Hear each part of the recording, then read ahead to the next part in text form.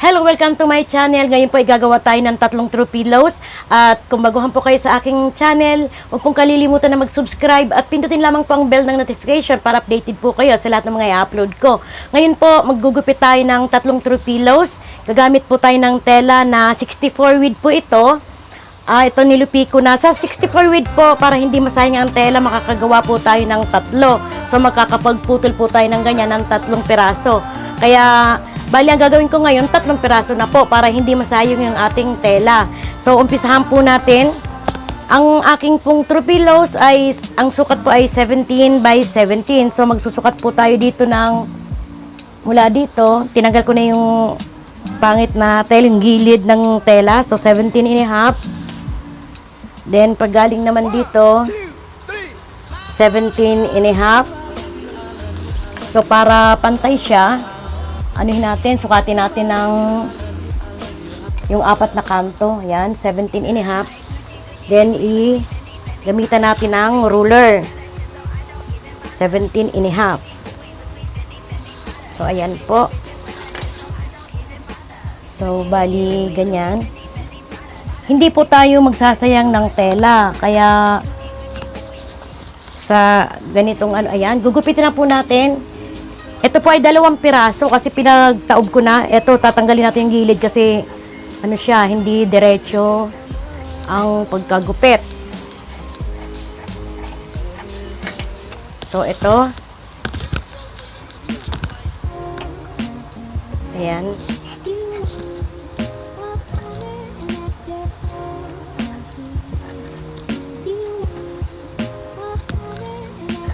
Ako, tumabingi.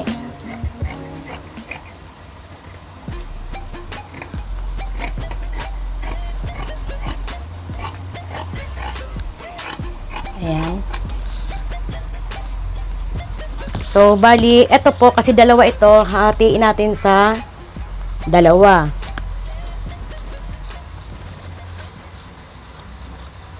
Ayan. Para makakuha pa tayo ng ano, ipapatong na lamang po natin ito. Hindi na tayo mahirapan magsukat ulit ng 17 by 17. So, ipapatong na lamang natin. Ayan. So, ganyan po. Ayan, yung ating... So, bali, ito po yung pangatlo.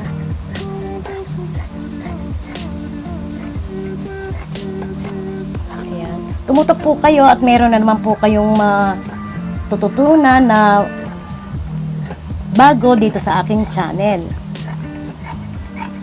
Ayan. Ayan, baka mahulog.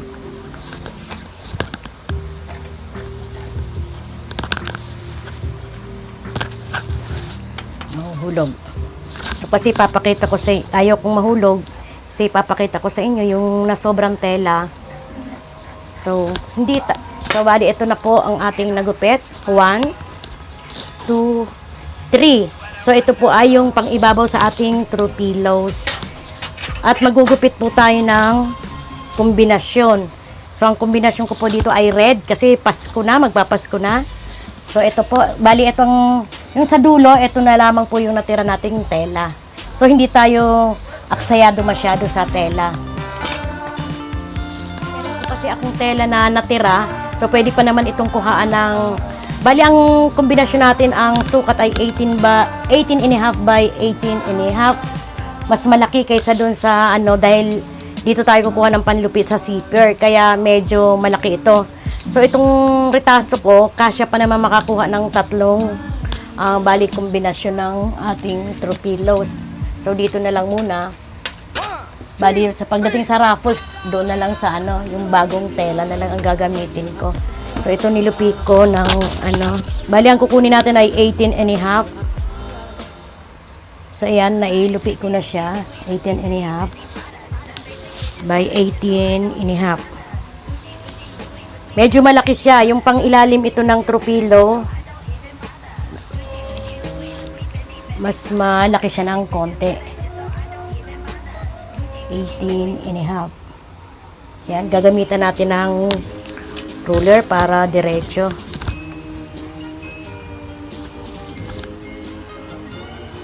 Ayan.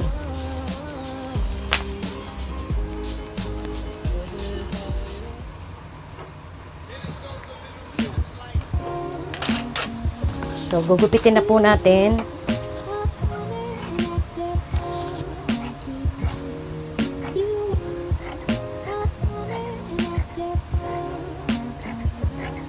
Ito po ay malaki ng konti kasi yung ating ipang ibabaw, ang ano po natin dun ay 17.5. So ito 8.5, 1 inch lamang po ang sinobra natin. Ito po yung gagamitin natin sa paglupi ng zipper. Kasi yung zipper dito natin ikakabit sa sa ilalim.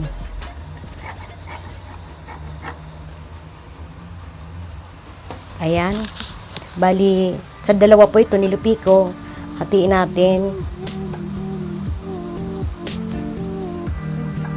Ayan. Gugupit pa tayo ng isa. Bali, katulad nung dati, papatong na lamang po natin para mas madali. Hindi na tayo magsusukat. Ayan.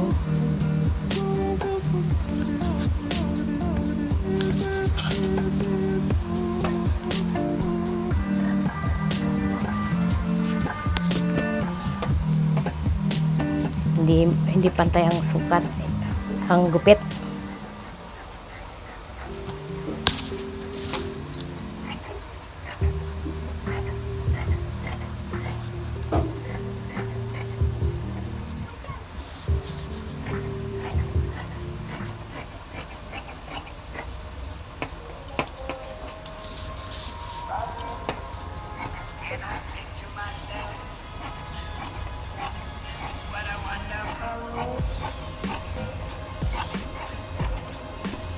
So, ito na po. 3 piraso po ito. Yung ating kombinasyon. 1, 2, and 3. So, bali, babawasan natin siya ng 5 inches. Bali, ano natin siya, yung puputol.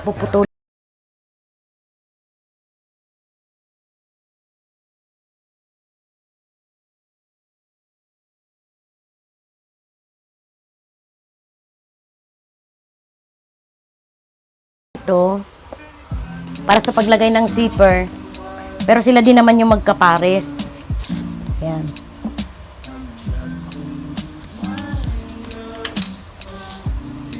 Lagyan natin ng para hindi gumalaw. Meron tayong pandagan. Ayan. Yung ating kombinasyon po, ito po ay Gina lang. Gina na tela.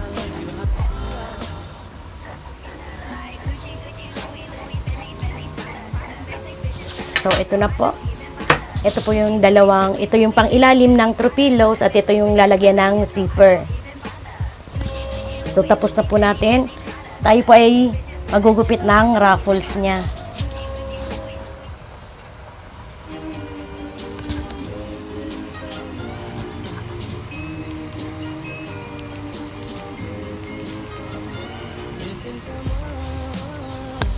So, ito po yung ating tela na gagawing ruffles. Ito po ay bago. Dito na lang tayo nagamit natin yung lumang tela. So, ito bagong ayan. Lulupiin po natin siya ng, ilan lupi ito? 2, 4. Ayan, liliitin natin siya ng paglupi. Ayan. Ayan, pwede pa natin lupiin pa ng isa pang lupi. Para mas, yung takbo ng gunting hindi na ganun kahaba. Hindi tayo masyadong mapapagod sa sa paggupit. Ayan. Dadaganan lang natin. Ang ating ruffles po, ang sukat natin ay 1.5 lang. Bali, dodoblehin natin kasi para hindi na tayo ilulupi na lang natin siya ng paganyan para hindi siya magninisnes. So, bali, ang ating ruffles doble na lamang po. Kunin muna natin yung gilid. Ayan. Then, gupitin para pantay. Ayan. 1.5. Susukat na lang po tayo ng 3 inches. Ayan. 3 inches. So, ang igihan po sa yung nilulupi natin yung tela kasi ito napakaliit na lamang po yung tatakbuhin ng ating gunting. So, magsusukat tayo ng 3 inches. Ayan. So, ang isang throw pillow po, nakakagamit tayo ng 2 putol. So, bali ganyan. Itong 2 putol na ito ay para sa isang throw pillows. Ayan. So, ito po. So, itong 2 putol na ito ay para sa isang throw pillow. Ang gagawin po natin ay 3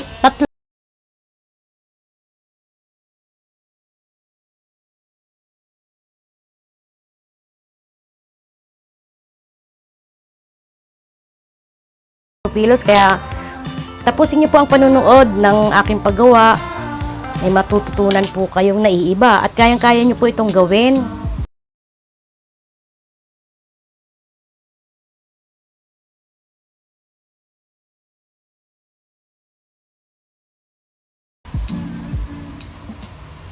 One, two, three. Kaya meron na tayong 1, 2, 3.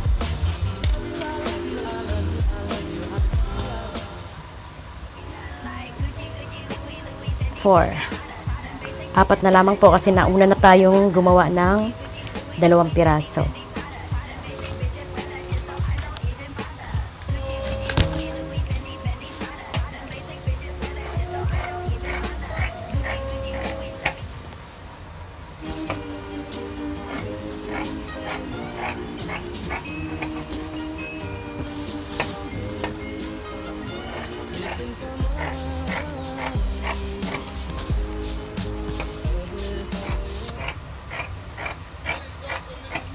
So, ito po, tapos na po tayo maggupit. Ito, nakagupit tayo ng 6 na piraso para po ito sa 3 throw pillows. At tabayanan niyo na lang po, samahan niyo ako kung paano ko po ito tatahiin. Mag-uumpisa na po tayong magtahi.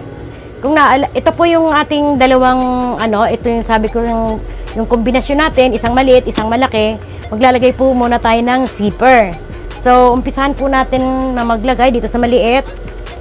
Bali, itataob po natin siya pa ganyan. Ganyan. Ayan. Hindi po natin uunatin. Alalay lamang po yung pasada para hindi siya hahatak. Ayan. Bali, puputulin ko ng eksaktong sukat.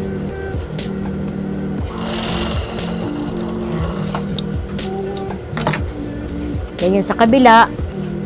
Bali, pataob din. Ganyan din ang natin, lagay. Natanggal.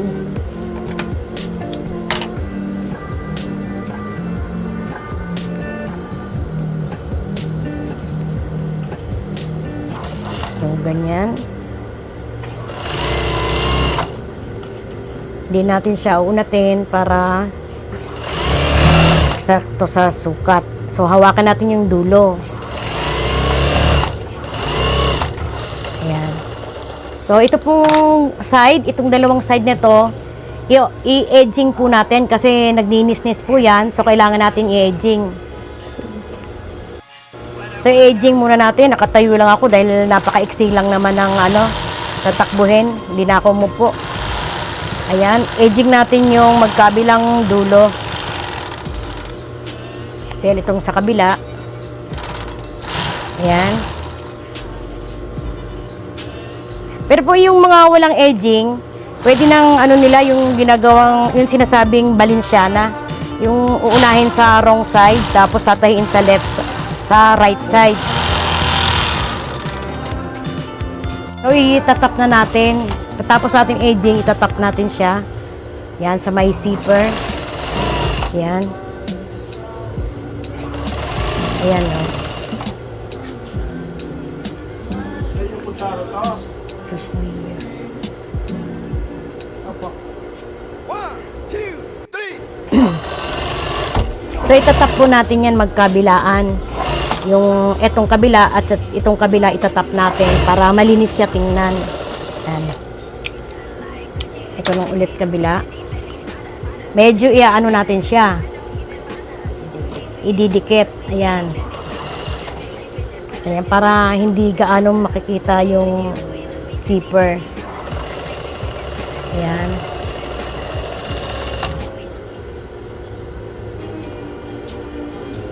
So, napakadali lamang po gumawa ng throw pillows. Ayan, ganyan siya.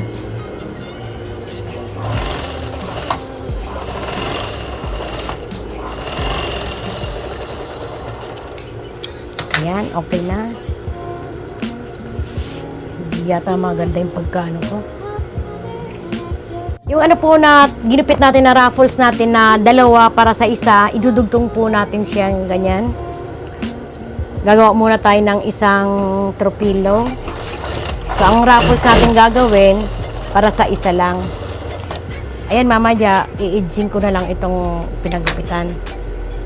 Then, magpapalit tayo ng zipper foot.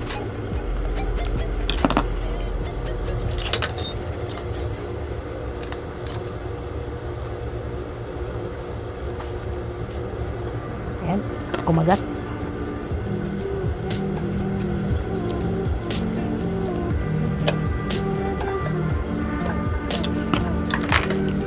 Isi-sharing natin yung ating ruffles. So, ilulupi natin siya ng ganyan. Yan. Magdadalawahin natin. Ilulupi natin ganyan para malinis. Saka natin i-sharing siya. So, ganyan po. Yan.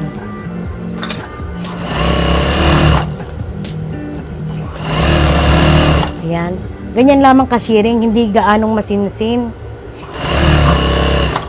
Dahil ito pong ginagawa ko ay paninda po namin ito sa aming maliit na tindahan. So, gumagawa kami ng mga throw pillow. Ayan, ganyan.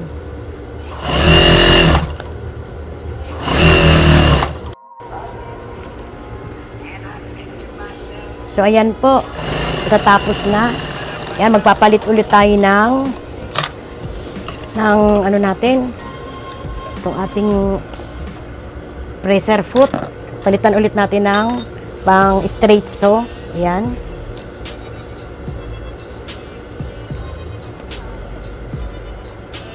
Then ilalagay natin na siya dito sa ating ano. So dito po natin ito ilalagay. Paikot po siya natin ilalagay sa yung sa printed natin na tela. Ayan. Paikot po yan, ilalagay natin siya ng ano. Yan, pagdating sa kanto, medyo yan, i-ano natin bago. Ayan. 1, 2, 3. Ayan. Hanggang sa may ilagay natin ito paikot.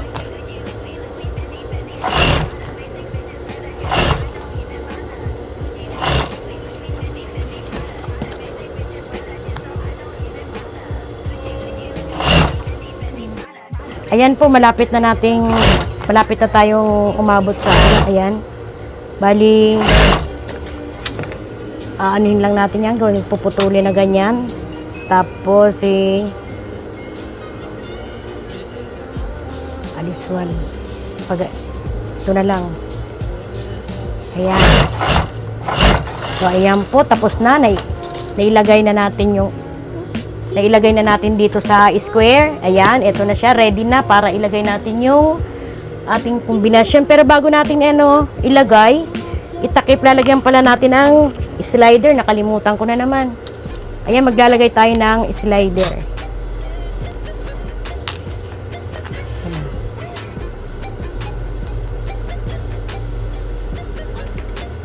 Ayan yung ating slider. Ayan. Sabay natin. Ayan, ayan, ayan. Ang bilis lang naman. Then, itatakip na po natin siyang ganyan. Ayan.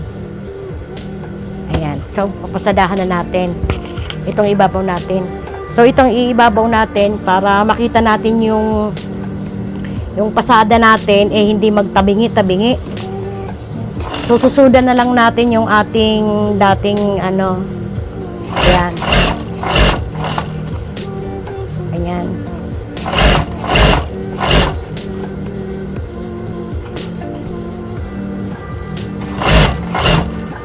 Ayan.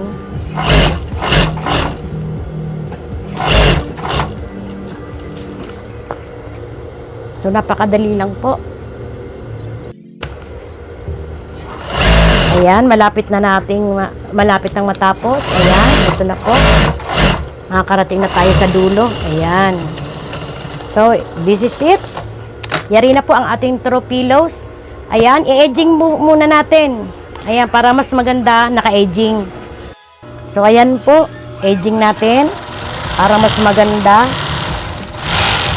Ayan. Ang apat na kanto.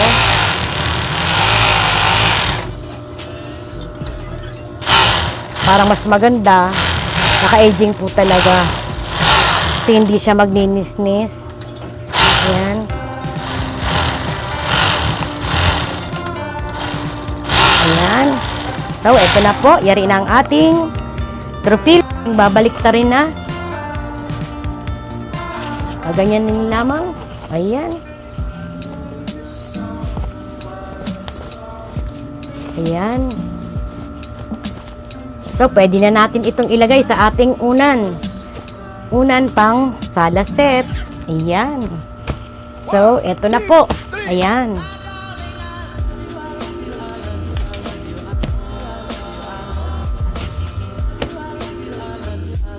Ayan, ito na po ang ating nayaring tatlong throw pillows. Ayan, napakaganda po.